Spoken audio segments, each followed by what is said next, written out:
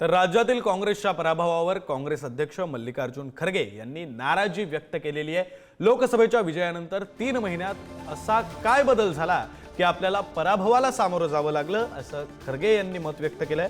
तर एकमेकांविरोधातील वक्तव्यांमुळे निवडणुकीत पक्षाचं नुकसान झालं असं सुद्धा खरगे म्हणाले। पक्षांतर्गत टीकेवरून खरगे यांनी नाराजी या बैठकीमध्ये व्यक्त केली।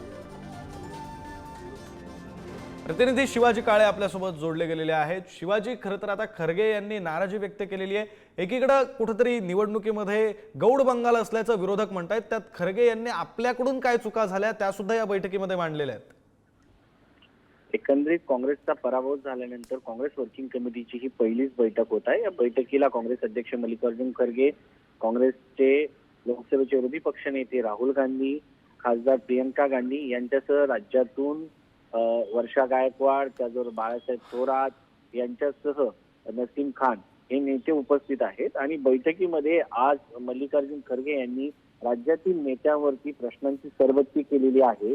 लोकसभेमध्ये 3 महिन्यांपूर्वी ज्या पद्धतीने वातावरण होतं, जनतेचा मोठा प्रतिसाद होता, तो प्रतिसाद नक्की कुठे गेला, आपल्याकडनं काय नक्की चुका झाल्या या संदर्भात असा सवाल त्यांनी उपस्थित केला।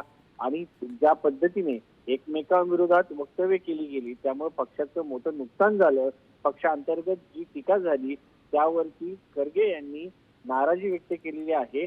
निवडणुकीचं वातावरण अनुकूल असणं म्हणजे विजयाची खात्री होत नाही, वातावरणाची निकालात रूपांतर होत नाही तोपर्यंत विजय होत नसतो, त्यामुळे तोपर्यंत काम करणं गरजेचं आहे असं देखील खरगे यांनी आजच्या बैठकीमध्ये सांगितलेलं आहे। अनेक राज्यांमध्ये पक्ष संघटनेने अपेक्षेप्रमाणे काम केलं नसल्याचं देखील खरगे यांनी म्हटलेलं आहे। आणि एकंदरीत जे आहे काँग्रेस वर्किंग कमिटीची जी बैठक आहे त्या संदर्भात जे कार्यकर्ते नेते यांनी काम करणं अपेक्षित आहे असं देखील म्हटलेलं आहे। आणि दुसरीकडे जर पाहिलं एक सगळ्यात महत्वाचं त्यांचं वाक्य आहे ते म्हणजे महाविकास आघाडीला विधानसभेत मिळालेले जे आकडे आहेत ते मला न्यायसंगत वाटत नाहीत। बरं, धन्यवाद शिवाजी तुम्ही या सगळ्या सविस्तर माहितीबद्दल।